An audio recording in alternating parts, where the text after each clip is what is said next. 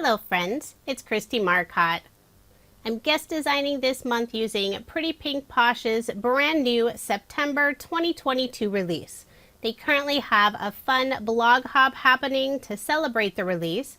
If you want more information about the blog hop and for a chance to win a Pretty Pink Posh gift card, head over to my coordinating blog post. That link is provided in the description box below, or you can simply head over to KristieMarcotte.com.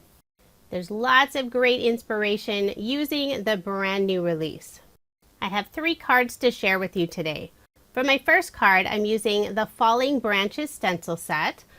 I have a mini stencil mat, decided to do the stenciling on some craft cardstock using Catherine Pooler's Ginger ink color. And I'm only adding ink around the very outside since the center of the card will be covered up with the sentiment and image. For a little extra detail on the background, I'm using some metallic ink and splattering it onto the background, again really focusing on the outside edge. I'll set that aside to dry, but you can see the beautiful shimmer from that metallic paint. For the images on the card, I'm using the Potted Sunflower stamp set. And I stamped the image with the 3 sunflowers on some pattern paper from 49th and Marcotte. This is the Strawberry Lemonade collection. I selected a pink, orange, and also yellow pattern paper. I also cut out this die cut using the Wonky stitched rectangles, and I did use some white shimmer cardstock for that. And just a little tip, make sure your paint is completely dry before you flip it over to put adhesive on the back side. You can see all of that gold paint on my craft mat. But luckily it didn't smudge too much, so the background still worked just fine. Using a liquid adhesive, I adhered the Wonky stitched rectangle to the center of the card. Now I'll add the pink sunflowers, then the orange sunflowers. For the sentiment, I'm using the new Thanks script die. This is such a beautiful font, and I love the size of the sentiment. I'll adhere that underneath the set of orange sunflowers, then I'll add the final row of yellow sunflowers underneath the sentiment. For a final finishing touch, I'll use a clear glitter brush and add a little bit of sparkle to the center of all of the sunflowers. So there is my finished card, and I did make 4 using this design. If you love to color images, this is a great stamp set. But you can also use it simply by stamping on some pattern paper, or you could do some ink smooshing or watercolor for that background. Now moving on to card design number 2. This card will feature the Autumn Leaf Wreath stamp and coordinating die set. I have some more pattern paper from the same 49 and Marcotte collection. And I selected several different leaf images. I have them all on an acrylic block. I'll be using the spiced ink color from Catherine Pooler and doing some 2nd generation stamping on the background. I simply rotated the acrylic block so it's a very random pattern. I will be layering this piece on some brown cardstock, but first I'll add a little extra ink to the very outside edge of the pattern paper. I meant to use the same spiced ink color, but accidentally grabbed icing on the cake. So now I have the spice color. I'm just adding a little bit of ink around the very outside edge. Even using beautiful pattern paper, you can still customize it even more by adding some images or a little extra ink. And I'll put some ATG tape on the back and layer this piece on some dark brown cardstock. I've already stamped and cut out the beautiful fall wreath, and I stamped it on some pattern paper from 49 and Marcotte's Strawberry Lemonade collection. I put some foam dimension on the back side, and I'll adhere it to the left side of my card panel. And I'll also add a little bit of gold metallic paint splatter to the background. And this time I made sure to let that paint completely dry. Once it does dry, I love that beautiful shimmery look.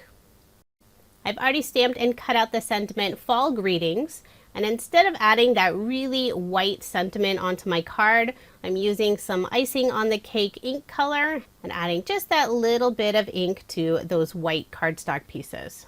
Another option would be to use a different color cardstock instead of the white, but I like how it adds just that little bit of brown to the very edge of the sentiment pieces. Now I'll adhere my card front onto a card base, I'm still unsure whether that paint is completely dry, so I decided to use liquid adhesive on the back so I wasn't flipping that panel completely over. Did you notice I even checked my hands to see if there was any paint on them?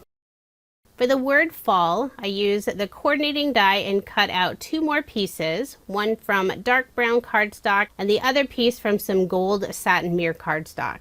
And I'll glue all 3 of those pieces together, just offsetting them slightly. So you can see just that tiny bit of the gold cardstock from behind.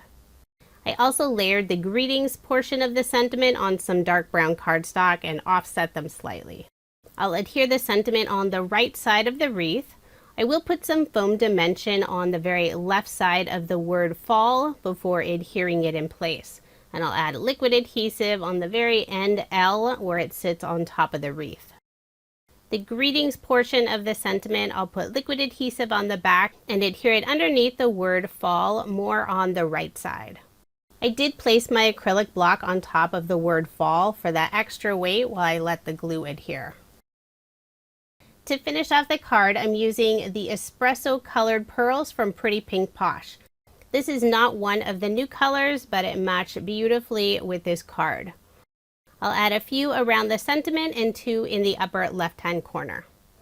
There are 3 different sizes of pearls included in the pack, but I decided just to use the medium and also the smallest size. So there is my finished card, and I did make 2 using this design. If you love to color images, this is a great stamp set. But since I don't color images, I find other ways to use some of those lovely images. And I think it worked out really well with the pattern paper. Now moving on to card design number 3. I'm using the layered foliage stencil set. There are 2 stencils for this set. The first one has the leaves and the other has the veins and stems of the leaves. Decided to go with some non-traditional fall colors. For the larger leaves in the background, I'm using the Pucker Up ink color from Catherine Pooler. And I'm trying to do a very light coat. I don't want them really bold. For the smaller leaves, I'm using the Daydream ink color from Catherine Pooler. I love the look of traditional fall colors, but I also love pink and teal together. But I thought it would be really fun to have some teal and pink leaves. For the stems and veins of the leaves, I'm using the Icing on the Cake ink color. The pink, teal, and brown colors together are so much fun. So there's my background, and I will be layering it on some dark brown cardstock. First, I'll add a small white piece to the very bottom, and I cut out that stitched hillside using a border die from Pretty Pink Posh. I'll adhere that white piece to the bottom of the card using liquid adhesive. And I cut that piece just a little bit too wide, so I flipped it over, used my scissors to trim off the extra. Put some ATG tape on the back and add this panel onto the dark brown cardstock. Then I'll put my card front onto a card base. I cut out a stitched oval die cut from some vellum, and I've already added some metallic paint splatter to the background. Using the new fall tree die set, I cut out the tree from some dark brown cardstock. And the leaves, I used pink and teal cardstock that matches the pink and teal ink on the background. I'll adhere the tree trunk down first using liquid adhesive. Now I can adhere all of those little leaves to the branches of the tree, and I'll also have some at the base of the tree since it is fall and they are falling off of the tree. The die set does have several different types of leaves. And I don't think one tree would feature all of those different styles, but I think it's fun to mix and match. Plus, you don't really see a tree with teal and pink leaves anyway. I do love fall colors, but wouldn't that be fun to have a tree with pink and teal leaves? So just add a few more of the leaves to the base of the tree. I'm alternating the colors and also the direction of the leaves to give it more of a random look. Now I can adhere my oval onto the card. I'll put liquid adhesive on the back side just in the area where the tree and the leaves are. That way the liquid adhesive won't show through the vellum to the front of the card. And I'll adhere the oval all the way to the bottom of the card. That way you can still see some of the fun stenciled background. For the sentiment, I'm adding the word thanks, and I cut this out from some gold satin mirror cardstock. I'll adhere it in place using liquid adhesive. Then finish off the card, I'm using some of the new Pacific Blue Pearls, putting 3 of them in the lower right-hand corner and 2 in the upper left-hand corner. I'll use my embellishment wand to pick those up, add just a small drop of liquid adhesive, and press them in place. So there is my finished card, and I did make a total of 3 using this design. For all 3 of the cards, I used the same ink color, but for the 3rd card, I decided to use some craft cardstock for the background instead of the white, and I really like the different look. Instead of the blue pearls, I did use some sparkling clear jewels from Pretty Pink Posh. The Pacific blue color just seemed a little too bright on the craft background. Now here's another look at the 9 cards I made using Pretty Pink Posh's brand new September 2022 release. This is such a fun release, full of beautiful fall items. If you are interested in any of the products I used in this video, I do have links provided in the description box below. And don't forget to head over to my blog to check out the fun blog hub. Thank you so much for watching, and I hope you have a wonderful day.